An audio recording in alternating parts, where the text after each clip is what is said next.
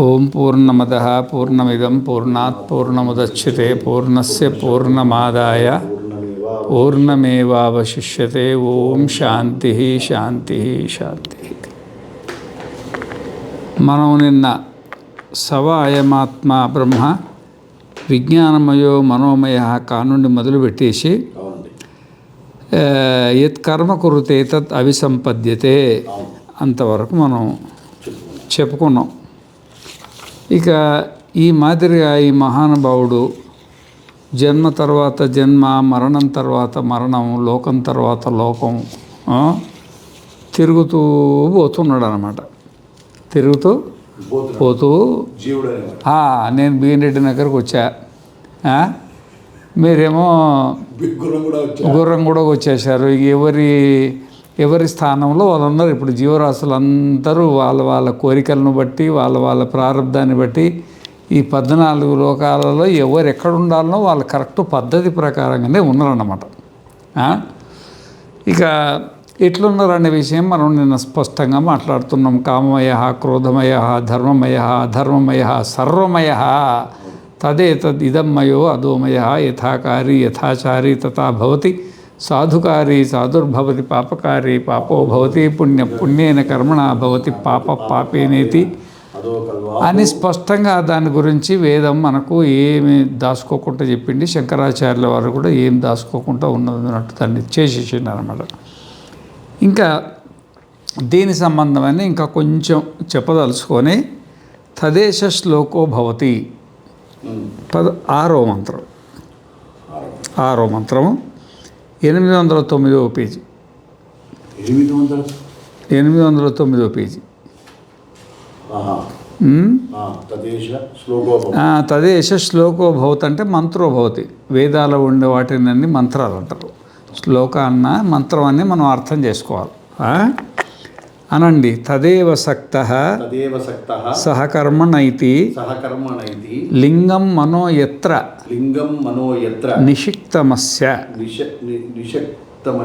నిషక్తమస్య ప్రాప్యాంతం కర్మణస్తస్య యత్కించేహ కరోత్యయం తస్మాత్ లోకాత్ పునరైత్యస్మై లోకాయ కర్మణ ఇతి కాదు కామయమానో అథ అకామయమానో యో అకామో నిష్కామః ఆప్తకామః ఆత్మకామో నతస్య ప్రాణా ఉత్క్రామంతి బ్రహ్మైవ సన్ బ్రహ్మాప్యేతి. దీంట్లో బంధనము మోక్షం రెండు కలిసి ఉన్న మంత్రం ఇది. తదేశ శ్లోకో భవతి తదేవ సక్తః సహకర్మణైతి లింగం మనో యత్ర నిషిక్తమస్య అంటే యం వాపి స్మరణ్ భావం త్యజత్యంతే కళేవరం తమేవైతి కౌంతేయ సదా తద్భావ భావిత అని భగవద్గీతలో చెప్పినట్టుగా మనకు చనిపోయినప్పుడు మనం బతుకున్నప్పుడు కూడా మనకు ఆసక్తి ఉంటుంది. అయితే చనిపోయినప్పుడు దేనిపైన మనకి ఎక్కువ ఆసక్తి ఉంటుందో, దేనిపైన ఆసక్తి ఉంటుందో, ఆసక్తి దేనిపైన అంటే కొంతమందికి ఆస్తుల పైన ఉంటుంది, కొంతమందికి రాజకీయం పైన ఉంటుంది, కొంతమందికి వ్యాపారం పైన ఉంటుంది, కొంతమందికి భార్య పైన ఉంటుంది. అజామీలుడు నారాయణ నారాయణ నారాయణ అనుకుంటూ చనిపోయిందంటే అప్పుడు నారాయణుని ఆసక్తి ఉండింది. ఆ తర్వాత మరి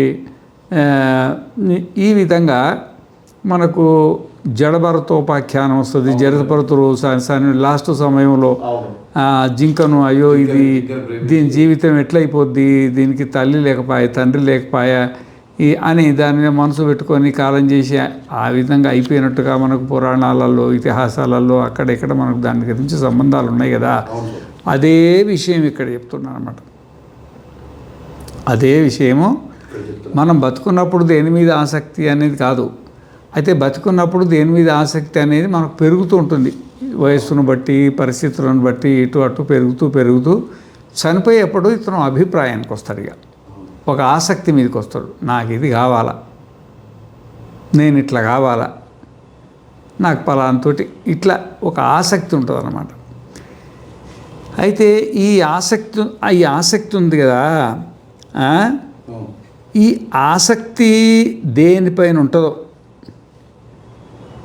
ఆసక్తి దేనిపైన ఉంటుందో ఆ ఆసక్తికి మన కర్మ సహకారం చేస్తుంది. వీడు చేసిన పుణ్యం కానీ వీడు చేసిన పాపం కానీ దాన్ని సహకారం చేస్తుంది. ఇప్పుడు మనకు కూడా దీంట్లో భగవద్గీతలో కూడా వస్తుంది, త్రిగుణాలకు సంబంధించి ఉంటుంది. సత్వం రజస్తమ ఇది గుణ ప్రకృతి సంభవా నిబద్ధనంతి బహాబాహో దేహే. మరి ఈ సత్వగుణం ఒకటి, రజోగుణం ఒకటి, తమోగుణం ఒకటి. సత్వగుణం ఆధిక్యం ఉన్నదనుకోండి మనకు, ఈ తమోగుణం రజోగుణం దానికి సహకారం చేస్తాయి. ప్రకృతి నియమం అట్లుంది. అట్లా రజోగుణం ఎక్కువ ఉందనుకోండి, దానికి సత్వగుణము తమోగుణం సహకారం చేస్తాయి. తమోగుణం ఎక్కువ ఉందనుకోండి, సత్వగుణము రజోగుణం రెండు దానికి సహకారం చేస్తాయి. మూడు కలిసే ఉంటాయి కాబట్టి వాటికి ఆ నేచర్ అంటే ఆ స్వభావం అట్లుందన్నమాట. ఏది పైకి లేచిందో మిగతా వాటికి సహకారం చేస్తుంటాయి అన్నమాట. ఈ విధంగా మనము మరి చనిపోయినప్పుడు సాత్విక కోరికలు ఉన్నాయా, రాజసిక కోరికలు ఉన్నాయా, తామసిక కోరికలు ఉన్నాయో, ఈ కోరికలకు మిగతా ఇవన్నీ మిగతా ఆ సత్వగుణానికి మిగతా ఎట్లయితే సహకారం చేస్తాయో పరస్పరం ఈ మూడు గుణాలు ఉంటాయి కదా, ఈ మూడు గుణాలు పరస్పర సహకారం చేతనే అది సంసారంలో వ్యవహారం చేస్తుంటాయి అన్నమాట. మరి చనిపోయినప్పుడు వీడికి ఏం జ్ఞాపకం వస్తుందో ఏముందో మనకు తెలియదు కదా. ఈ జీవుడికి దేని స్మరణ చేస్తాడో, దేని మీద ఆసక్తి ఉంటుందో, ఈ ఆసక్తికి వీడు చేసిన కర్మ సహకారంతో ఈ ఆసక్తి కర్మతో కూడా బయలుదేరుతాడు. ఇక అంటే మనకి ఇచ్చేది జన్మ ఆసక్తే జన్మిస్తుంది, కోరికనే జన్మ. మనకు ఎంతవరకు మన కోరికలు ఉంటాయో అంతవరకే మనకు జన్మ. కోరికలు లేవనుకోండి ఇక జన్మ లేదు. అయితే ఈ కోరికకి ఏం చేస్తుంది, మనము చేసుకున్నటువంటి కర్మ సహకారం చేస్తుంది. మనం ఎట్లాంటి కర్మ చేస్తుంటే అట్లాంటి కర్మ దానికి సహకారం చేస్తుంది అన్నమాట. తదేవ సక్తః సహకర్మణైతి, తదేవ సక్తః సహకర్మణైతి. తన చేసుకున్నటువంటి పుణ్యము పాపము ఏముందో ఈ కర్మతో కూడా దేని మీద ఆసక్తి ఉందో ఆసక్తికి ఈ కర్మలతోడై బయలుదేరుతాయి. లింగం మనో ఎత్ర నిషిక్తమస్య. లింగం మనో అంటే లింగమైన మనస్సు అని. లింగదేహం అంటారు కదా మనస్సు. లింగం మనో అంటే లింగదేహమైన మనస్సు అని అట్లా అర్థం చేసుకోవాలి. అంటే సూక్ష్మ శరీరమైన మనస్సు అని. లింగతే అనే నీతి లింగ అంటారు. అది మనస్సు ఉండబట్టే మనం మనిషి ఏదో బతికున్నాడు అని అనుకుంటాం కదా, అది లింగతే అనే నీతి లింగ. ఈ దీంట్లో నుండి మనసు వెళ్ళిపోయింది అనుకోండి జీవాత్మ, ఇక దీనికి లింగం ఉండదు, దీన్ని శవం అంటారు. ఇక ఇప్పుడు రాజు అన్నారు, పరిశుద్ధ అన్నారు, పోతుంది, శవం అయిపోతుంది. ఇప్పుడు ఈ లింగాలు ఈ గుర్తులన్నీ ఉన్నాయి కదా, దానివల్లనే మనసు వల్లనే. లింగం మనో ఎత్ర నిషిక్తమస్య ప్రాప్యాంతం కర్మణస్తస్య. అయితే మనం చేసుకున్నటువంటి కర్మలన్నీ అనుభవించి, మనం ఇప్పుడు మీరు వచ్చిండ్రు, మీరు జాతి ఆయుష్ భోగాన్ని తీసుకొని వచ్చిండ్రు, ఆ కర్మ మొత్తం మీరు అనుభవిస్తాం. మొత్తము ప్రాప్యాంతం కర్మణస్తస్య యత్కించేహ కరోత్యయం. అంటే ఈ జన్మలో మరి నువ్వు ఏమేమి కర్మలు చేసుకున్నావో, అంటే ఈ జన్మలో ఏమేమి కర్మలు తీసుకొని నువ్వు వచ్చినావో ఆ కర్మలన్నీ అనుభవించంగా పోను శేషకర్మలు ఉంటాయి కదా పాతయి. మరి ఈ జన్మలో అనుభవించుకుంటే ఈ మహానుభావుడు కొత్త కర్మలు చేస్తారు కదా, ఈ కొత్త కర్మలు పాత కర్మలు కలిసి ముద్ద అవుతాయి, బెల్లముద్ద మాదిరిగా అయ్యి చనిపోయే సమయంలో మనకు ఇప్పుడున్నటువంటి ఆసక్తులు అప్పుడు ఉంటాయని చెప్పలేము, ఉండాలని చెప్పలేము. కానీ బలమైన ఆసక్తి అనేది అప్పుడు బయటకు వస్తుంది. ఆ ముద్ద, ఈ కర్మలని బుద్ధ అయిన తర్వాత ఆ ముద్దలో నుండి బలమైన సంస్కారము, బలమైన కోరికలు బయటకు వచ్చేసి ఆ కోరికతోటి వీడు బయలుదేరుతాడు. ఇక ప్రాజ్ఞానాత్మన అన్వారూఢో, ప్రాజ్ఞాత్మతో కూర్చొని బయలుదేరుతారు అన్నమాట. మీరు అట్లాగే వచ్చిండ్రు, నేను కూడా అట్లాగే వచ్చాను. ఎవరు వచ్చినా అట్లాగే వస్తారు. ప్రతి జీవి కూడా అట్లాగే వస్తుంది అన్నమాట. లింగం మనో ఎత్ర నిషిక్తమస్య ప్రాప్యాంతం కర్మణస్తస్య. నువ్వు ఎన్ని భోగాలు ఉన్నాయో ఆ భోగాలన్నీ అనుభవించి ఇక్కడ ఆ తర్వాత నీ ఆసక్తి నీ కర్మను తీసుకొని మీరు బయలుదేరుతారు. తస్మాత్ లోకాత్ పునరైత్యస్మై లోకాయ కర్మణ ఇది. తస్మాత్ లోకాత్ అంటే మనము ఇప్పుడు భూలోకంలో ఉన్నాం, ఈ మనల్ని గురించి మాట్లాడతలేదు. తస్మాత్ లోకాత్ అంటే ఇంకా పైన 6 లోకాలు కింద 6 లోకాలు ఉన్నాయి కదా. ఆ పైన 6 లోకాలల్లో పుణ్య పాప కర్మలు అనుభవిస్తున్నారు కదా. పుణ్యం అనుభవిస్తున్నారు, కింద పాపం అనుభవిస్తున్నారు. అవి కర్మలోకాలు కాదు, భోగలోకాలు. అవి మొత్తం భోగలోకాలు. వాళ్ళు యజ్ఞం చేయడానికి లేదు, దానం చేయడానికి లేదు, తపస్సు చేయడానికి లేదు, తల్లికి పూజ చేసేది లేదు, తండ్రికి పూజ, రెడీమేడ్ శరీరాలు వాళ్ళవి. తల్లి పూజ చేసేది లేదు, తండ్రి పూజ చేసేది లేదు, గురువు పూజ చేసేది లేదు, ఒక నోము చేసేది లేదు, ఒక వ్రతం చేసేది లేదు, ఓ బొట్టు పెట్టుకునేది లేదు, కట్టు పట్టుకునేది లేదు, గుడికి పెట్టేది లేదు, దండం పెట్టి ఏది ఉండదు వాళ్ళకి. వాళ్ళు కేవలం కర్మను అనుభవిస్తారన్నమాట అక్కడ. మరి క్షీణే పుణ్యే మర్త్యలోకం విశంతి, క్షీణే పాపే మర్త్యలోకం విశంతి. ఇటైనా అటైనా ఆ పుణ్యమంతా క్షీణించిన తర్వాత మళ్ళీ తిరిగి భూలోకానికి వచ్చి మళ్ళీ మానవ జన్మ ఎత్తాల్సిందే కదా. తస్మాత్ లోకాత్ అంటే ఆ పుణ్యాన్ని అనుభవించడానికి ఏదో లోకానికి మనం వెళ్ళుంటాం కదా. అవి వెళ్ళిన తర్వాత అది పూర్తి అయిన తర్వాత తస్మాత్ లోకాత్ అంటే తస్మాత్ జన్మాత్ అని. ఇక్కడ లోకం అంటే ఏంది? జన్మం. నీది ఏదో జన్మ ఉంటుంది కదా అక్కడ. బ్రహ్మదేవుడుగానే, ఇంద్రుడుగానో, చంద్రుడుగానో ఏదో ఉంటుంది కదా. లోకం అంటే ఇక్కడ జన్మ. తస్మాత్ లోకాత్ అక్కడ భోగాలను అనుభవించి పునరైత్యస్మై లోకాయ కర్మణ ఇది. పునర్ ఏతి అస్మై లోకాయ, మళ్ళీ ఈ లోకానికి పునః అంటే మాటికి పునరపి జననం పునరపి మరణం పునరపి జననే జఠనే రంకురత్నం ఉంటాయి కదా. ఇక పైకి పోయిన వాళ్ళు కిందికి రావాలా, కిందికి పోయిన వాళ్ళు పైకి పోవాలా. ఇక ఈ విధంగా ఈ 14 లోకాలలో ఈ మహానుభావుడు ఆ జేగి శవ్యుడు తిరిగినట్టు మనం కూడా జేగి శవ్యులమే. ఆయనకు తెలియదు, ఆయనకు తెలుసు, మనకు తెలియదు జన్మల గురించి. ఈ విధంగా తిరుగుతూ మళ్ళీ ఏ లోకానికి పోయినా మళ్ళీ కర్మణ ఇది, మళ్ళీ తిరిగి కర్మ చేసుకోవడానికి ఇక్కడికి రావాలి. పుణ్యం చేసుకోవాలన్నా పాపం చేసుకోవాలన్నా మళ్ళీ ఇక్కడికి వచ్చే చేసుకోవాలి. అంటే మానవ జన్మ ఎత్తి చేయాలని ఇక్కడ. అంటే తాత్పర్యం ఏంటంటే మనం పుణ్యం చేసుకొని స్వర్గలోకాలకి వెళ్తాము, పాపం చేసుకొని నరకలోకాలకి వెళ్తాము. అక్కడ భోగం అనుభవించిన తర్వాత మళ్ళీ తిరిగి ఏం చేస్తారు? మళ్ళీ ఏదో పుణ్యమో పాపమో సంపాదించుకోవాలి కదా, లేకపోతే వీడికి లేదు కదా, డీజిల్ పెట్రోల్ లేదు, ఏ బండి నడవదు కదా.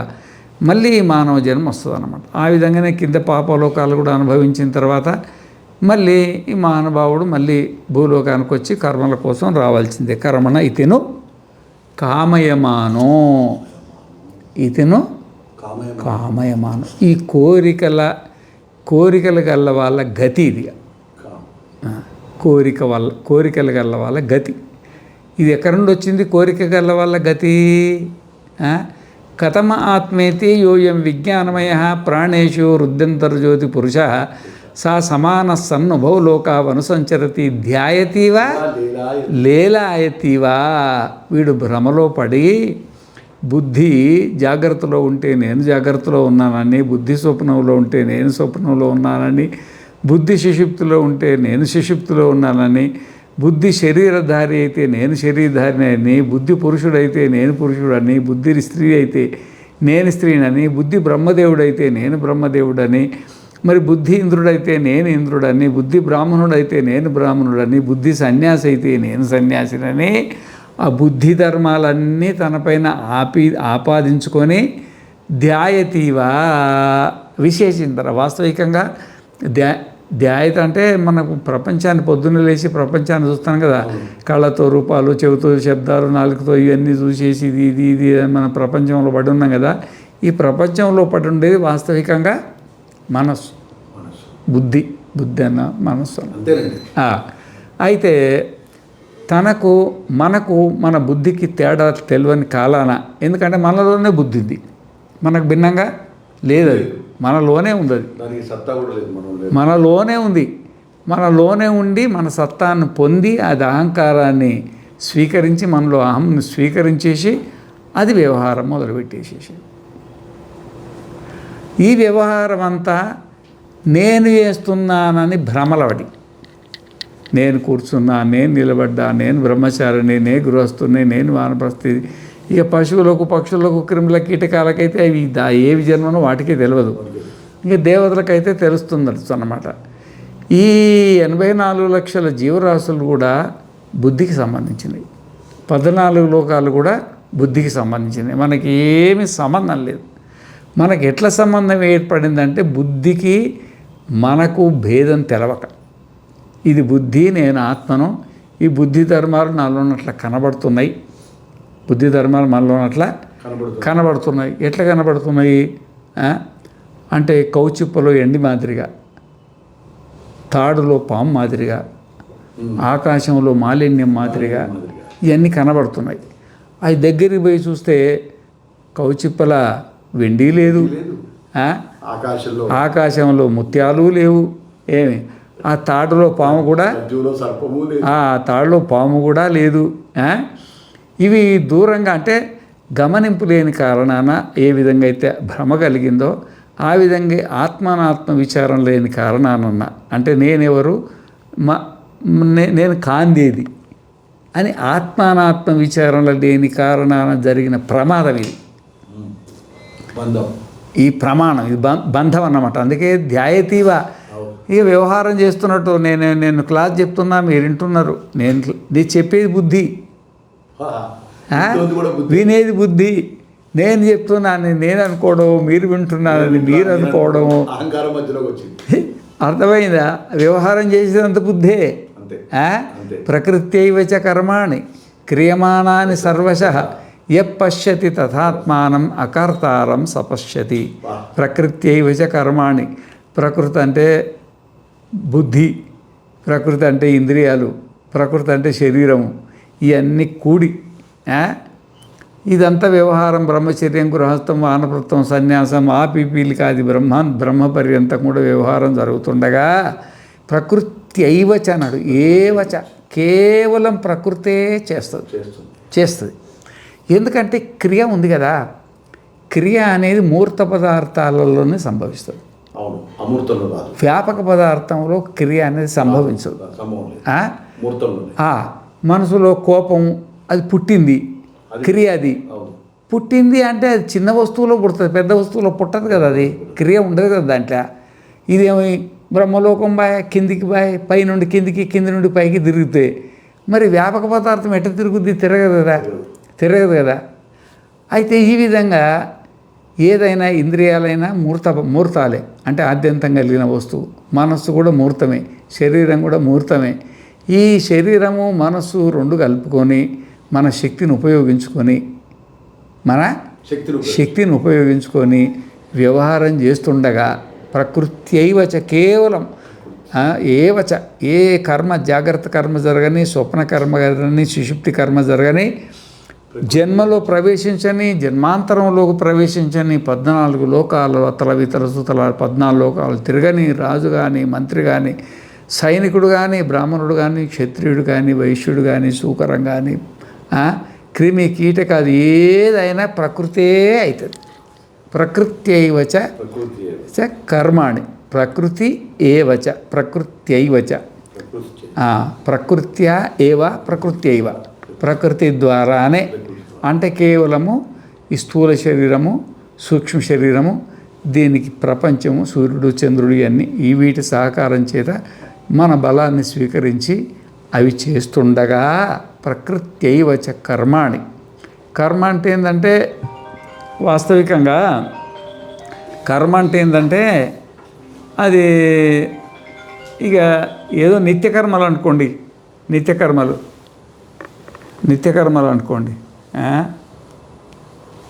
నిత్యకర్మలు ఏది చేసినా సరే ఏ కర్మ మాత్రం. కర్మ అంటే కదలిక, కర్మ అంటే కదిలిప. ఇప్పుడు న్యాయ దర్శనంలో సప్త పదార్థాలు ఉంటాయి. సప్త పదార్థాల కర్మ ఒకటి ఉంది. ద్రవ్యము, గుణ, కర్మ, సామాన్య, విశేష, సమవాయ, అభావా సప్తపదార్థ. దాంట్లో కర్మ ఉంది కదా, ఉత్క్షేపణం, అపక్షేపణం, ఆకుంచనం, ప్రసారణ, గమనాన్ని పంచకర్మాణి అంటారు. కర్మ అంటే ఏంటంటే ముందుకు పోవడమో, వెనక్కి పోవడమో, పైకి కదలడమో, కిందికి కదలడమో, చుట్టూ కదలడమో. ఇంకా అదే చేస్తున్నాం కదా మనం పుట్టిన నుండి. ఈ లోకం మీద ఆలికుంటే కదలికనే కదా. ఈ కదలిక ఉంది కదా, ప్రకృతి అయివచ కర్మాణి. కదలిక ప్రకృతిలో మాత్రమే ఉంటుంది, ప్రకృతిలో కూడా ముహూర్తంలో మాత్రమే ఉంటుంది. ప్రకృతి అయివచ కర్మాణి క్రియమాణాన్ని సర్వశః. మళ్ళీ సర్వశః అంటే 1, 2 అని ఏమి లేదు. ఏ కర్మ చేసినా కంటితో చూసినా ప్రకృతే, చెవితో విన్నా ప్రకృతే, ముక్కుతో వాసన చూసినా ప్రకృతే, నాలుగుతో రుచి చూసినా ప్రకృతే, చర్మంతో స్పర్శ జ్ఞానం కలిగిన ప్రకృతే, కాలు కదిలిన ప్రకృతే, చెయ్యి కరిగిన పంచ జ్ఞానేంద్రియాలు, పంచకర్మేంద్రియాలు, మనస్సు, బుద్ధి, చిత్తం, అహంకారం, ఈ 19లా ఏది కదిలినా ఈ 19 ప్రకృతే. ఈ 19కి సహకరించిన శరీరం ప్రకృతే. మళ్ళీ శరీరానికి మనసుకు కలిగి సహకరించే సూర్యుడు కానీ, చంద్రుడు కానీ, నక్షత్రాలు కానీ, భూమి కానీ, నీళ్లు కానీ ఎంత ప్రకృతి కలుపుకొని వ్యవహారం జరుగుతుండగా ప్రకృత్యైవచ కర్మాణి క్రియమాణాన్ని సర్వశః అహంకార విమూఢాత్మ.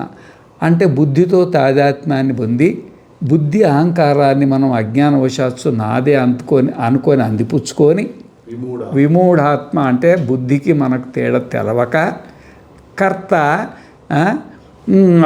కర్త అహమితి మన్యతే, నేను చేస్తున్నాననే భ్రమ మనకు కలుగుతుంది. అదే ఇంకొకటి ఏం చేసి ముందు చెప్పిన శ్లోకం ఏంటంటే ప్రకృత్యేవిచ కర్మాణి క్రియమాణాన్ని యపశ్యతి తథాత్మానం అకర్తారం సపశ్యతి. ఎవరైతే సరిగ్గా ఆత్మ విచారణ ఉపనిషత్తులు అధ్యయనం చేసి చక్కగా గురువు దగ్గర కూర్చొని శ్రవణ మననం చేసి మంచి పుణ్యాత్ముడై మనస్సులో మలము, విక్షేపము, ఆవరణం మూడిటికి తొలగి ప్రశాంతమైన నిర్మల ఆత్మస్వరూపుడు అయిపోయింది అనుకో, వాడు వీటికి సాక్షిగా ఉంటాడు కానీ వీటితో తగులుకోడు. అక్కడ ధ్యాయతీవా లీలాయతీవా అక్కడ సెట్ కాదు. ఎవరికైతే ఆత్మానాత్మ విచారణ లేదో, ఎవరైతే పుణ్యాత్ముడు కాదో, ఎవరి లోపల మల విక్షేప ఆవరణాలు సంపూర్ణంగా తొలగలేదో వాళ్ళు ధ్యాయతీవా లీలాయతీవా అంటే ఇక జన్మ తర్వాత జన్మ ఎత్తుకుంటూ, కర్మ తర్వాత కర్మ ఎత్తుకుంటూ, ఉపాధి నేను అనుకొని ఈ మాదిరిగా వ్యవహారం చేయాల్సిందే తప్ప వేరే మార్గం లేదు. ఈ విధంగా ధ్యాయతీవా లీలాయతీవా బుద్ధికి తనకు భేదం తెలియక బుద్ధే తానైపోయి ఇక ధ్యాయతీవా లీలాయతీవా మనకు అట్లా ఉండదు. ఇక ధ్యాయతి కరోతి, ధ్యాయతి కరోతి, నేనే చేస్తున్నా అంటాడు. ధ్యాయతీవా లీలాయతీవా అనేదేమో ఉపనిషత్తు చెప్పింది, చేస్తున్నట్టుగా అనుభవిస్తున్నట్టుగా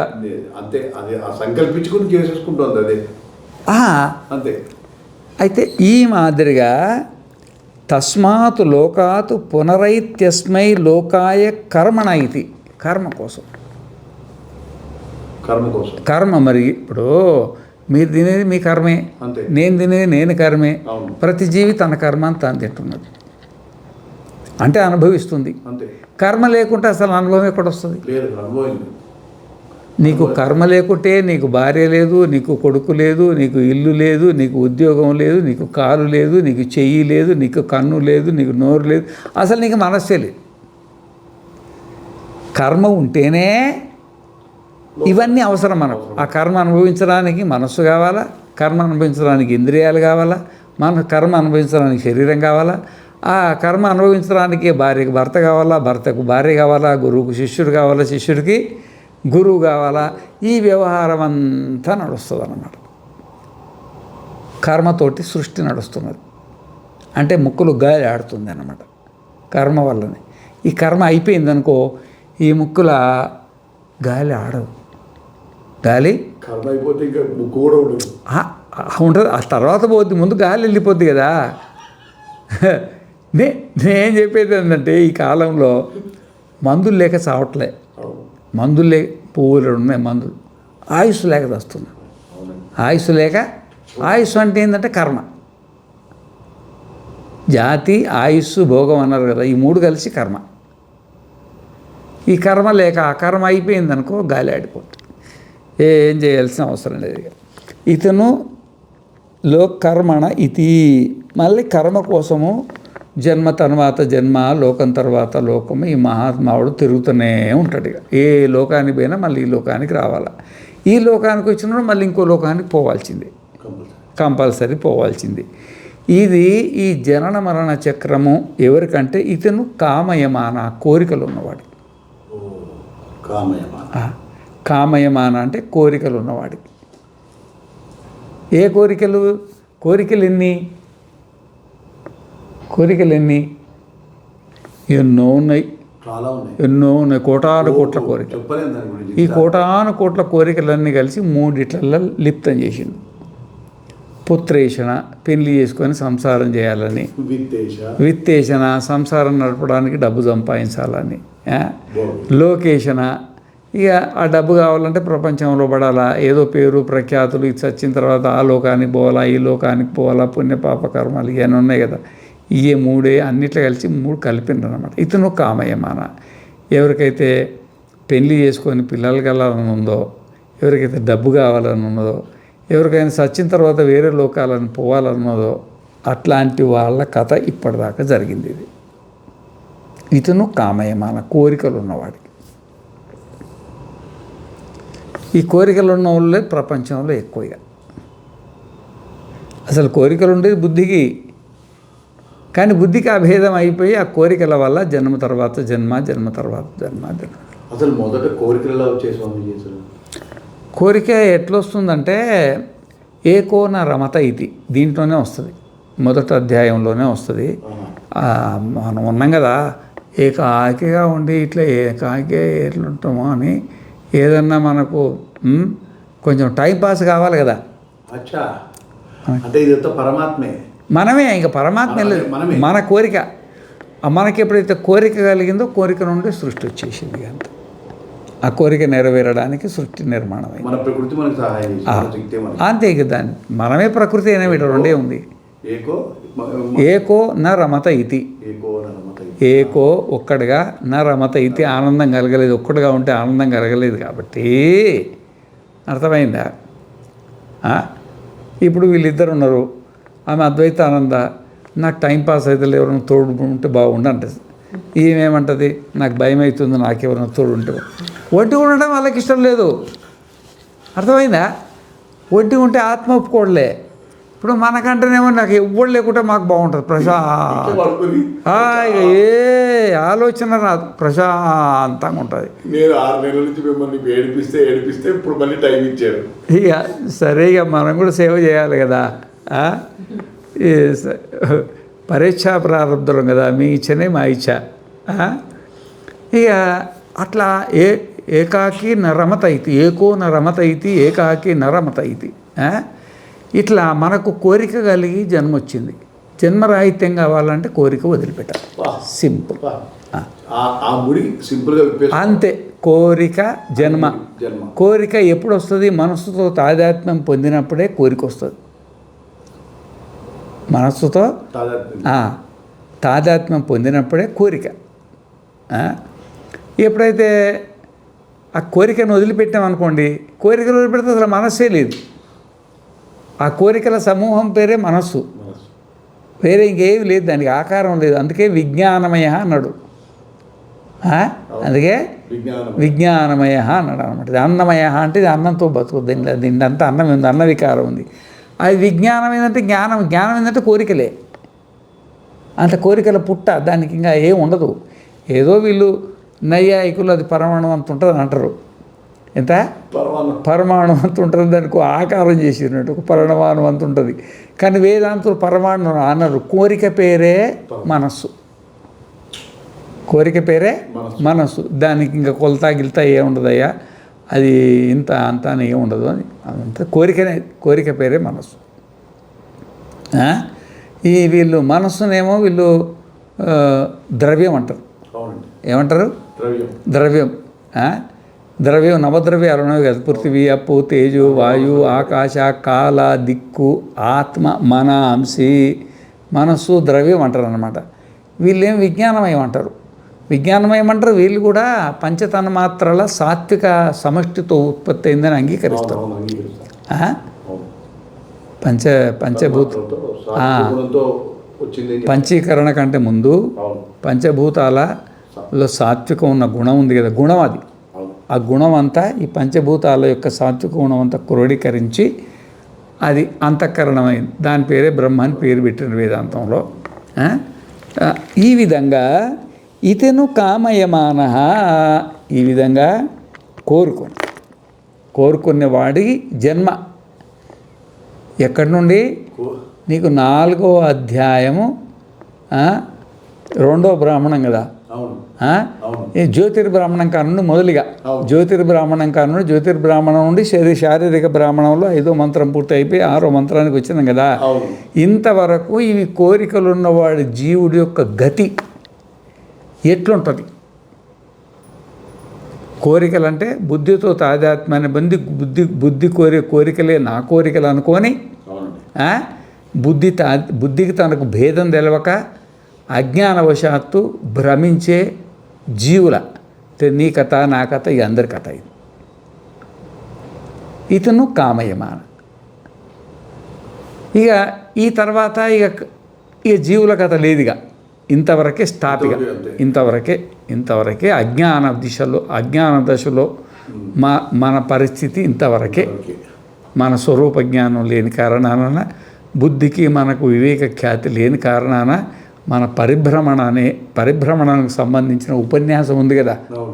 ఎవరి ఉపన్యాసము? యాజ్ఞవల్క్యుడి ఉపన్యాసం. ఎవరి కోసం చెప్తుండు?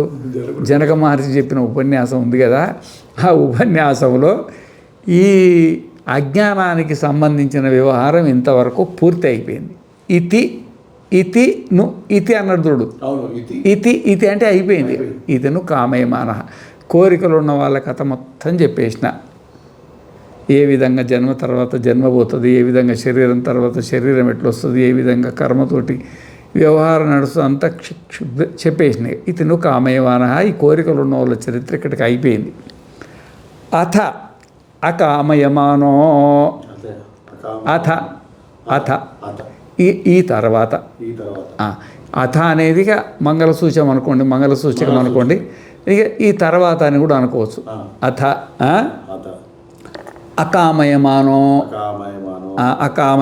అయ్యా, ఇప్పుడు మోక్షం కావాలని బలవంతం ఏమీ లేదు, ఏం బలవంతం లేదు. నీకు సంసారంలో ఆనందం ఉంటే ఉండు. నువ్వు జింక అయి పుడతావా, ఎద్దయి పుడతావా, బర్రె అయి పుడతావా, దాంట్లో ఉండు అనుకుంటారు కదా కొంతమంది. అదై కూడా పుట్టాలని. ఏమో కొంతమంది అయితే ఋషులు మరి అడవులలో మనుషులు జింకలుగా మారి, ఆడవాళ్ళు ఆడజింక, మగవాళ్ళు మగజింకగా వాడి ఆనందం అనుభవించినట్టు అక్కడక్కడ ఉంటుంది. మరి దాంట్లో ఏం ఆనందం ఉందో తెలియదు. అర్థమైందా? ఇట్లా కొంతమంది మోక్షం వస్తే ఈ మోక్షం ఏమొస్తుంది, మోక్షంలో ఏమొస్తుంది? నవ్వేది లేకపోయి, ఏడ్చేది లేకపోయి. ఎందుకు ఆ మోక్షం? నాలుగు రుచి లేకపోయా, ముక్కుకు వాసన లేకపోయా, చెవులో శబ్దం లేకపోయా, కంటికి రూపం లేకపోయా, ఏమన్నా అత్తగారింటికి పోదామంటే అత్తగారులు లేకపోయా, అమ్మగారింటికి పోదామంటే అమ్మగారులు లేకపోయా, ఎవరికని చెప్పుకుందామంటే బాధ వస్తే స్నేహితులు లేకపోయి, ఏమైనా కోపం వచ్చి తిట్టడానికి మనిషి లేకపోయా. ఈ ఏమి జన్మ? కూర్చుందానికి కుర్చీ లేకపోయా, పడుకున్నదానికి పడక లేకపోయా, వేసుకున్నదానికి ఏసీ లేకపోయా, తిరగడానికి కారు లేకపోయా. ఈ మోక్షం ఎందుకు నాకు? ఇట్లాంటి మోక్షం నాకు వద్దు. ఏడిస్తే ఏడుస్తామేమో, నవ్వితే నవ్వుతామేమో, ఈ సంసారమే బాగున్నది అనుకునే వాళ్ళు ఉంటారు కదా. తిరుగు, వాళ్ళ కోసం ఇది అవసరం లేక, ఈ అవసరం లేక. ఎవరైతే ఈ సంసారంలో తిరిగి సంసారంలో జేగి శవ్యుడు మాదిరిగా 3 కల్పాల కాలం ప్రపంచంలో అనేక కోట్ల జన్మలెత్తి అన్ని జన్మలలో తన దుఃఖ అనుభవం ఎక్కువ ఉండి సుఖానుభవం తక్కువ ఉందని నిర్ణయం చేసుకొని ఏదో పుణ్యవశాత్తు ఈ ప్రపంచంలో మరి దుఃఖాలయం అశాశ్వతం అన్నాడు కదా. ఇది దుఃఖాలకు ఆలయమే కానీ సుఖాలకు ఏమి దుఃఖం జన్మ దుఃఖం జరా దుఃఖం జాయా దుఃఖం పునఃపునః సంసార సాగరం దుఃఖం మేడి పండు చూడు మేళమై ఉండును పొట్ట విప్పి చూడ పురుగులుండు హిరణ్మయేన పాత్రేణ సత్యస్యాపి హితం ముఖం తత్వం పూషన్ నపావరుణ్ హిరణ్మయ బంగారం మెరిసినట్టు మెరుస్తుంటుంది లోపలుండి అది సరుకు వేరే అర్థమైందా ఏమి మాకు ఇది ఎట్లుందంటే పిల్లలు ఎక్స్కర్షన్ పోయినరు అయితే మధ్యాహ్నం భోజనం టైం అయితే ఆ బస్సు ఆడ ఆపినరు అయితే ఓ పిల్లడు ఏదో తినబుద్ధి కాలే పోయి ఆడ పక్కన పాడుబడ్డ గుడి ఉంటే గుడిలో తిరుగుతున్నాడు వాడు వినాయకుడు అంటే ఇష్టం కొంచెం ఆ పాడుబడ్డ గుడి దాన్ని ఎవడు ఊడ్చినవాడు తూడ్చినవాడు లేడు వీడు వినాయకుడి భక్తుడు ఏమైనా సరే అని ఆ వినాయకుని చూస్తుంటే వినాయకుని బొడ్డేం పెద్దగా ఉంది ఇంత పెద్దగా దాంట్లో బూజు పట్టింది బూజు అయ్యో ఏదో ఇంత బూజు తీసేస్తే ఇంత పుణ్యమాన్ని వస్తుంది అని దాంట్లో ఏలు పెట్టిండు ఏలు పెట్టినప్పటికీ దాంట్లోనేమో ఎర్ర తేలు కాపురం చేస్తుంది ఎవరు లేరు కదా అడవిలో అది బాగుంది ఎర్ర తేలు కాపురం చేస్తే పటక్కన కొట్టింది పటక్కన కొట్టేప్పుడు ఈ పక్క చూస్తే వాళ్ళ స్నేహితులు ఉన్నారు ఇప్పుడు ఏడ్చింది అనుకో పోయి దాంట్లో ఎందుకు పెట్టేవారు అని తలకాయ తినకుండా గమనం ఉండకుండా దాంట్లో తిడతారుగా నారాయణ ఏం చేయాలని ఇట్లాంటి ఏమైందంటే ఆనందం బ్రహ్మానందం నోటితోటి ఆనందం అంటుండు ఆ తేలు కుట్టు లోపల బాధ ఏముందో తెలియదు వీడికి అర్థమైందా ఈ ఆనందం ఎక్కడ వస్తున్నారు పిల్లుడికి వారు తెలియదు కదా బొడ్లు ఏళ్ళు పెట్టు నీకు తెలుస్తుంది ఆనందం అంటుండు వాడు ఇది ఏం ఆనందం అని ఇంకోటి పెట్టిండు వాడికి జ్ఞానోదయం కలిగింది ఇక వాడు చెయ్యి తీసి ఆనందం అంటుడు నారాయణ ఈ ఆనందం దెబ్బకు లోపల మంటతో అంటున్నాడు కదా అరుచుకుంటూ అంటున్నాను అనమాట ఆనందం అని నారాయణ ఇప్పుడు మొత్తం ఆ బస్సులు ఉన్నవాళ్ళు 35 మంది పిల్లలు మొత్తం కుట్టించుకున్న తర్వాత అందరు కూర్చొని ఏడుస్తున్నట్టుగా ఏంట్రా నువ్వు చెప్పొచ్చు కదరా నేను చెప్తే నువ్వు నవ్వుతావా నారాయణ ఇల్లు కట్టాలా పెళ్ళి చేసుకోవాలా పిల్లలు కనాలా అంతా బయట ఎట్టుంది సంసారం బ్రహ్మాండం ఇంకా నీకు ఏ చేయాలి తొందరతో పెళ్లి చేసుకో ఇక అందరు సంసారంలోకి నెట్టేవాళ్ళే ఉంటారు ఎట్లుంది ఆనంద బ్రహ్మాండంగా సంసారం నీకేం తెలుసు తేలుగుట్టినలాగా ఎవడి బాధ వాడి తెలుస్తుంది మామూలు ఉండదు ఆ తేలు మంటనేమో 2 గంటలో 3 గంటలో 2 రోజులు 3 రోజులు ఉంటుంది వీడికి అమ్మాయి తేలి అబ్బాయికి గుట్టిందనుకో అబ్బాయి తేలి అమ్మాయికి గుట్టిందనుకో నారాయణ ఇక ఈ జీవితాంతం ఎట్లుంటుందంటే ఇక మరి కొంతమంది మీకు సన్యాసులకు ఏం తెలుసు సంసారం కథ అంటారు ఉండొచ్చు మాకేమో తెలిసి ఉండొచ్చు కానీ తెలిసిన వాళ్ళు చెప్తున్నారుగా తెలిసిన వాళ్ళు పొద్దున్న లేచి సన్యాసుల ముందు ఏడ్చేది గ్రోస్తున్నాయి కదా వచ్చి ఈ పొద్దున అంత చెప్తున్నారు కదా వాళ్ళ అనుభవం చెప్తున్నారు కదా ఒకటి కాదు నారాయణ ఇక పెళ్ళిళ్ళు పోయినప్పుడు ఒకరు మొక్కలు చూసిన ఆనందపడాల్సి కానీ ఆ ఇంటికి వచ్చిన తర్వాత మా దేవుడు కూడా వాడిది ఈ విధంగా నీకు సంసారంలో అభిరుచి అంటే తేళ్లు కుట్టించుకుంటూ తిరుగు ఎవరు వద్దనరు నేను నాకు సంసారమే ఇష్టం అంటే వాళ్ళ కోసం ఈ శాస్త్రం చెప్పలే ఎవ్వరు కూడా బలవంతంగా మోక్షం వైపు వెళ్ళాల్సిన అవసరం లేదు ఎవరో పుణ్యాత్ముడు ఈ రహస్యం తెలిసిందనుకో దాంట్లో బొడ్లో తేలుందని ఇక దాని జోలికి పోడు అర్థమైందా ఈ సంసారంలో దుఃఖము ఏ విధంగా ఉన్నదని తెలిసిందనుకో వీడికిగా వాడు ఈ సంసారం పక్క తిరిగి చూడడు బయటికి వెళ్ళాలి వాడి కోసం అని చెప్పి సంసారం నుండి బయటపడాలంటే ఎట్లా ఇతను కామయమానో అథ అకామయమానో అంటే ఎవరికి కోరికలు లేవు అకామయమానం అంటే కోరికలు లేవు అంటే మల్ల జన్మ ఎత్తాలంటే కోరిక ఉండాలి కోరిక లేనప్పుడు జన్మ ఉండదు కోరిక లేనప్పుడు జన్మ ఉండదు అన్నమాట కోరిక లేకపోవడం అంటే ఇప్పుడు చూడు కొంతమంది ఏం చేస్తారంటే ఏదో కారణమైన ప్రపంచం మీద వైరాగ్యం కలుగుతుంది భార్య వల్ల భర్తకో భర్త వల్ల భార్యకో వీళ్ళిద్దరికి పిల్లల వల్లనో తల్లిదండ్రుల వల్ల పిల్లలకో ఎన్నో కొంచెం ఆరోగ్యం బాగా లేకనో ఈ ప్రపంచం మీద వైరాగ్యం కలిగి మళ్ళీ పుట్టాలని కోరిక ఉండదు. మళ్ళీ పుట్టాలని కోరిక ఉండదు. అట్లాంటి వాళ్ళకి కూడా జన్మ రాదు. అట్లాంటి వాళ్ళకి కూడా జన్మ రాదు. కానీ ఎంబడే రాదు, కానీ తర్వాత వస్తుంది. దీన్ని ప్రకృతి లయ అంటారు. దీన్ని ప్రకృతి లయ అంటే వీని మనస్సు భూమిలో ఎక్కడో కలిసి ఉంటుంది. భూమిలో, నీళ్ళల్లోనూ శరీరం ఉంటుంది కదా. ఈ శరీరం నుండి బయటికి లేవదు. అది శరీరంలోనే ఉండిపోతుంది. ఈ శరీరం కాల్చేసిస్తారో లేకపోతే పూడుస్తారో అది అట్లనే ఉంటుంది. అక్కడెక్కడో తిరుగుతుంటుంది. అది తిరిగి దానికి ఎప్పుడో ఇక మళ్ళీ ఏదైనా కోరిక పుడుతుంది కదా. అందుకే అంటున్నారు స్వామీజీ, జ్ఞానాగ్ని దగ్ధ కర్మ. ఇక్కడ ప్రకృతి లయ అన్నమాట. ఇక్కడ ఈ ప్రకృతి లయ విషయంలో ఈ విధంగా అకామయమానో ఎవరికైతే కోరికలు లేవో వాడికి జన్మ ఉండదు. కానీ ఆత్మానాత్మ విచారణతో కోరికలు చంపుకుంటేనే వీడికి జన్మ రాదు. అసలు ఏంది ప్రపంచ రహస్యం తెలవకుండా ప్రపంచంలో ఏదో కారణం వల్ల నీకు వైరాగ్యం కలిగి కోరికలు చచ్చిపోతే నీకు జన్మ రాదు. కానీ శాశ్వతంగా జన్మ రాకుండా పోదు, మళ్ళీ వస్తుంది జన్మ, మళ్ళీ వస్తుంది అన్నమాట. అట్లా ఓ గింజ ఉన్నది, ఆ గింజ ఓ చోట పడి ఉన్నది, దానికి కొంచెం నీళ్ళు భూమి అనుకూలంగా లేదు, ఆడ పడి ఉంది, కొంతకాలం ఉంటుంది. ఏదో ఇటు అటు కొంతకాలం అయిన తర్వాత దానికి నీళ్లు గాలి అనుకూలం వచ్చిందనుకో, అది మన మొలకెత్తుంది కదా. ఇది కూడా ప్రకృతిలో ఇదే ఇట్లే.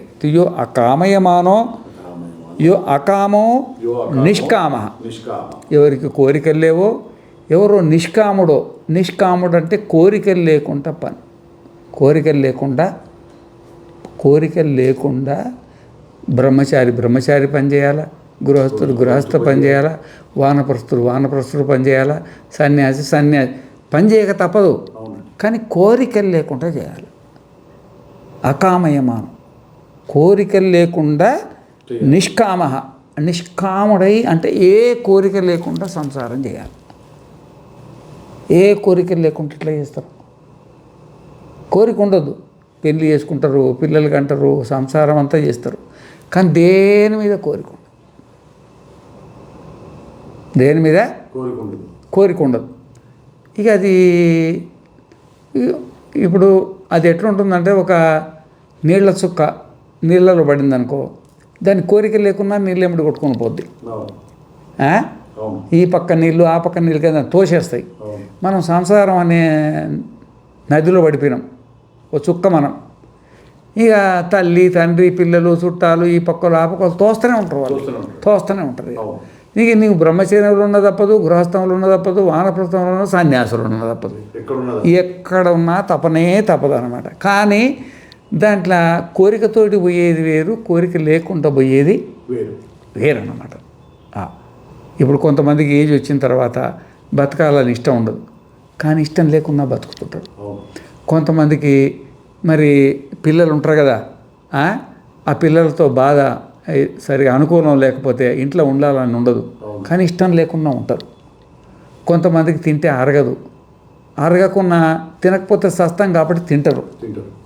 కొంతమంది పడుకుంటే నిద్ర రాదు, నిద్ర రాకపోయినా మరి పండుకోవాల్సిందే కదా, పడుకోవాల్సిందే కదా. ఈ విధంగా కొన్ని కోరికలు లేకుండా చేస్తారు, కానీ లోపల కోరికలు వేరే ఉంటాయి. ఈ పై దేనిపైన ఇబ్బంది ఉందో దాని మీద కోరిక ఉండదు, కానీ ఇబ్బంది లేని పైన కోరిక ఉంటుంది.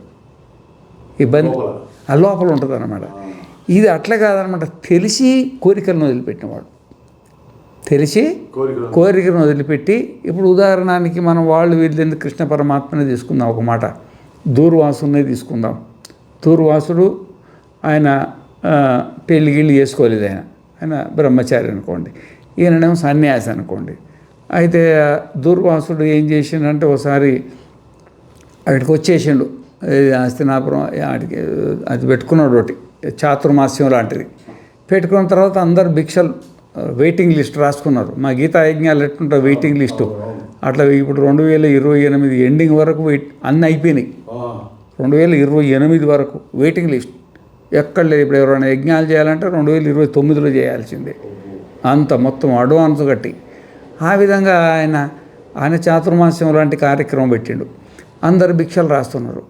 ఈ రుక్మిణి అన్నది నేను కూడా భిక్ష రాస్తా అని అడిగింది. రాయి దానికే ఉంది, మనం ఇప్పుడు వాళ్ళ ఎవరికైనా ఇచ్చి అంతా వదిలిపెట్టిపోవాల్సిందే కదా, పంచిపెట్టిపోతే తప్పే ఉంది. రాయమన్నది. రాసిన తర్వాత ఇక ఈ అమ్మగారు మంచిగా, ఆయనకు 100 మంది శిష్యులు. ఎవరికి? దూర్వాసుడికి. మరి 100 మంది శిష్యులు, వాళ్ళు కొంచెం బ్రహ్మచారులు ఎక్కువే తింటారు కదా. ఇంక మరి రకరకాలు చేయాలి, ఇవ్వాలి పుణ్యం రావాలి కదా. అన్నీ చేసుకొని అందరిని తీసుకొని బయలుదేరింది. ఇక సైన్యాన్ని తీసుకొని ఆ రథాల మీద ఎక్కించుకొని ఆడిపోయి ఎప్పటికీ యమునా నది ఫుల్లుగా పారుతుంది, కదిలే పరిస్థితి లేదు. ఇక అవతల వాళ్ళు యువతల వీళ్ళు. ఆయన ముందే దూర్వాసుడు, కోపం ఎక్కువ. ఏం చేయాలి మరి? ఏం పడే మనిషిని పంపించిండ్రు. మనిషిని పంపించి గిట్లా మరి నది విపరీతంగా ఎక్కడో వర్షం పడ్డట్టుంది, రాత్రి దాటే పరిస్థితి లేదు, మరి ఏం చేయాలా అని ఆ అమ్మగారు గబగబా వచ్చి కృష్ణుని అడిగితే ఆ కృష్ణుడు చెవులేదో మంత్రం చెప్పిండు. సరే ఆడికి పోయిన తర్వాత మంత్రం చెప్పింది. ఆ మంత్రం చెప్పేప్పటికీ మొత్తం నది చీలిపోయి శుభ్రంగా నడిచిపోయింది అవతలకి. నడిచిపోయిన తర్వాత ఇక దూర్వాసుడు, ఏంటిదమ్మా ఇంత వర్షం వాళ్ళు ఎట్లా వచ్చిండ్రు, మీరు ఎట్లా వచ్చిండ్రు, మరి ఏంటిది మీ పరిస్థితి, ఎట్లా రాగలిగినరా అంటే మా ఆయన ఒక మంత్రం చెప్పిండు స్వామి, ఆ మంత్రం చెప్తే మాకు యమునా నది నాకు దారి ఇచ్చిందని. సరే చాలా సంతోషం అమ్మని అందరికి బాగా పుల్లుగా బొడ్డు ఇచ్చిన తర్వాత మళ్ళీ పోదామంటే ఈ మంత్రం పనిచేయట్లే. ఆ కృష్ణుడు ఇచ్చిన మంత్రం పనిచేయట్లే. పోవాలిగా మరి, అక్కడ పోయి భర్త సేవ చేయాలి కదా. మరి స్వామి ఇట్లా అయింది స్వామి, ఆ మంత్రం పనిచేయట్లేదు స్వామి, ఏదైనా మీరు మంత్రం చెప్పండి అన్నారు. సరే ఈయన మంత్రం చెప్పిండు.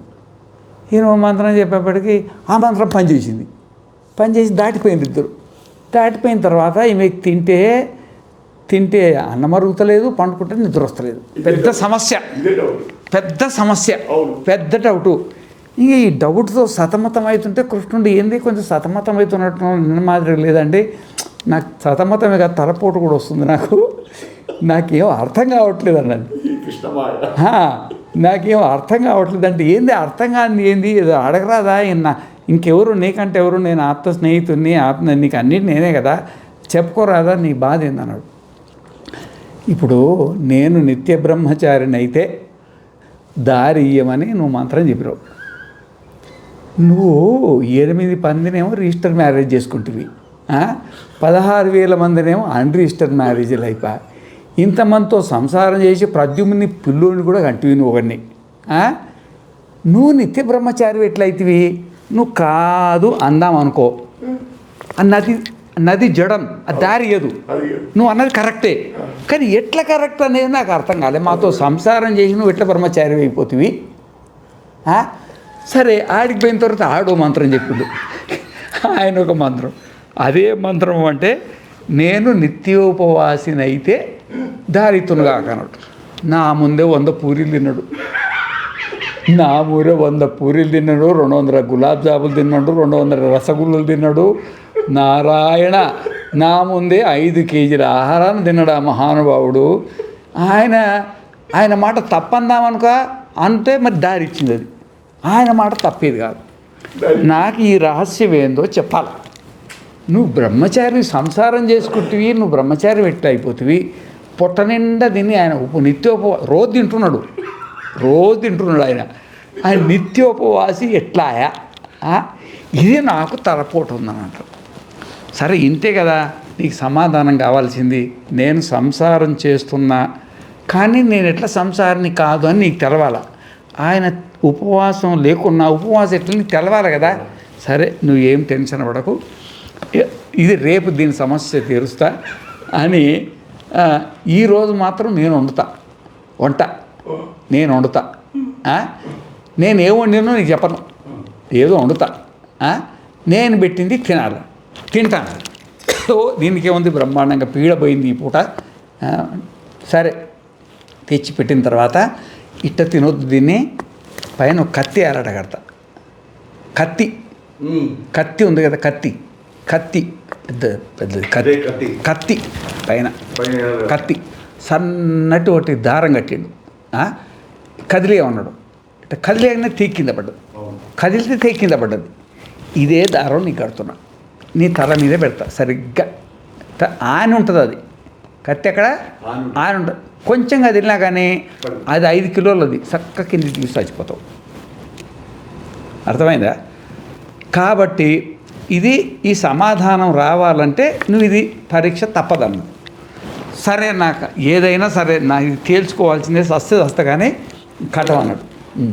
కట్టవన్న తర్వాత కట్టిండు. ఆనిన తర్వాత అమ్మ ఇక నీకు వడ్డిస్తున్నా నువ్వు తిను. సరే పొట్ట నిండా ఇక ఏదో పెట్టింది ఏదో తిన్నది. ఏమో తిన్న తర్వాత ఇక అంతా అయిపోయిన తర్వాత ఎట్లా ఓపిక పట్టుకొని ఉన్నది ఆమె. ఈ తర్వాత ఇక ఆయన ఇప్పిన తర్వాత చెప్పు ఏ కూర ఎట్లున్నది, ఏ కూర ఎట్లున్నది చెప్పు. నేను 5-6 రకాలు ఉన్నా, 7-8 రకాలు ఉన్నా. నేను ఏ కూర వడ్డించిన, ఏ కూరలో ఏమేమి ఉన్నది నాకు చెప్పాలన్నది. నీ దుంపదేగా నేను కూరలు చూస్తే కదా, నేను అసలు కూరలు చూస్తే కదా తలగదలడానికే లేదు, తలగదలడానికే లేదు. కొంచెం ఇటు కదిలితే నా ముందే తెగి కింద పడే. ఇక నమ్మకమే కదా. నేను ఏం వడ్డించినవి చూడలేదు, దాంట్లో ఉప్పు చూడలేదు, నేను కారం చూడలేదు, నేను ఏమి చూడలే. నాకు కత్తి మీద తప్ప దేని మీద లేదన్నాడు. మరి నువ్వు ఇప్పుడు తిన్నదానివా అని అడిగాడు. అంటే నేను తినందాన్ని అన్నది.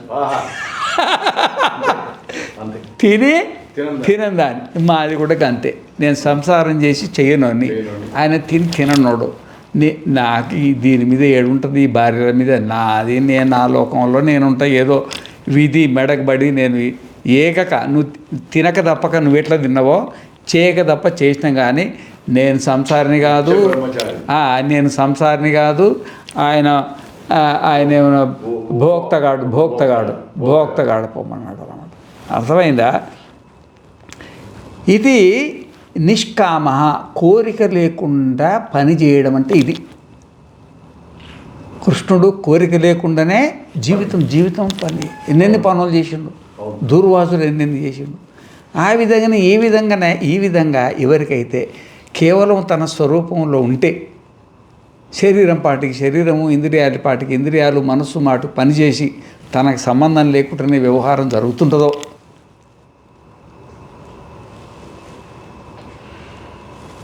మనకు సంబంధం లేకుండానే అవి జరిగిపోతుంటాయి.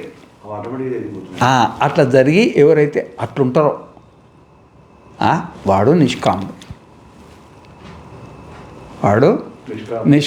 శరీరం వచ్చింది కాబట్టి గాలి ఆడుతూనే ఉంటుంది. ఏదో టైం ప్రకారంగా తింటూనే ఉంటాడు. ఏం తిన్నాడో తెలియదు, పండుకుంటాడు ఏం పండుకున్నాడో తెలియదు, కూర్చుంటాడు ఏం కూర్చున్నాడో తెలియదు, ఏమీ తెలియదు. ఇక అతీత స్థితి, అది నిష్కామ. అకామో నిష్కామ ఆప్తకామ. ఆప్తకాముడు అంటే ఏంటంటే, ఆప్తకాముడు అంటే ఇప్పుడు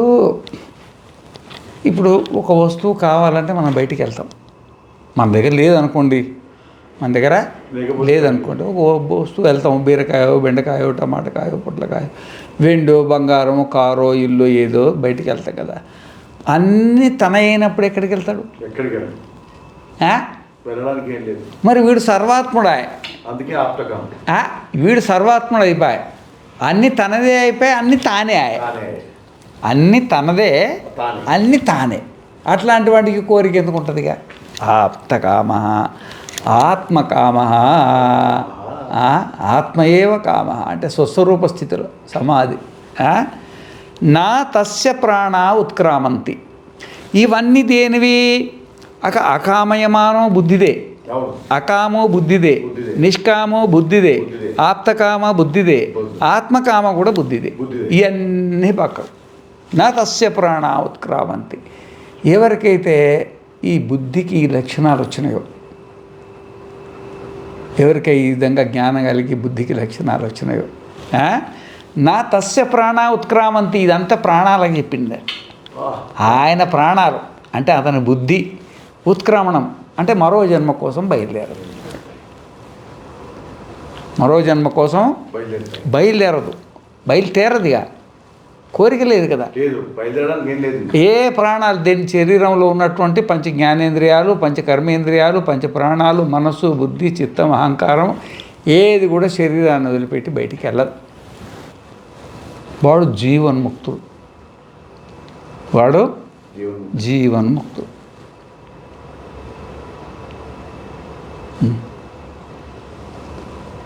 ఎట్లుందో చూడు పరిస్థితిగా. బ్రహ్మైవ సన్ బ్రహ్మైవ భవతి. బ్రహ్మైవ సన్ బ్రహ్మైవ భవతి. అది దాని తర్వాత రాసిన బ్రహ్మైవ సన్ బ్రహ్మాప్యేతి. తాను బ్రహ్మయ్యే బ్రహ్మప్రాప్తి. తాను బ్రహ్మయ్యే బ్రహ్మప్రాప్తి. ఈ విషయంలో కొంచెం తర్కం ఉన్నది. బ్రహ్మాప్యేతి అంటే బ్రహ్మను పొందుతాడు అన్నాడు కదా. పొందడం ఏంటి?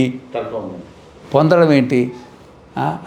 ఆయన మోక్షానికి పోయిండంటే, స్వర్గానికి పోయిండు, నరకానికి పోయిండంటే తాత్పర్యం ఉన్నది. ఆయన మోక్షానికి పోయిండు. మన తాను బ్రహ్మను పొందిండు అన్నాడు కదా. లేనిది పొందిందా, ఉన్నది పొందిందా, ఏది పొందిందా, దానికి ఇంకా కొంచెం ఉంటుంది. రేపు చెప్పుకుందాం. పూర్ణమద పూర్ణమిదం పూర్ణాత్ పూర్ణముదచ్యతే పూర్ణస్య పూర్ణమాదాయ పూర్ణమేవావశిష్యతే. ఓం శాంతి శాంతి శాంతి.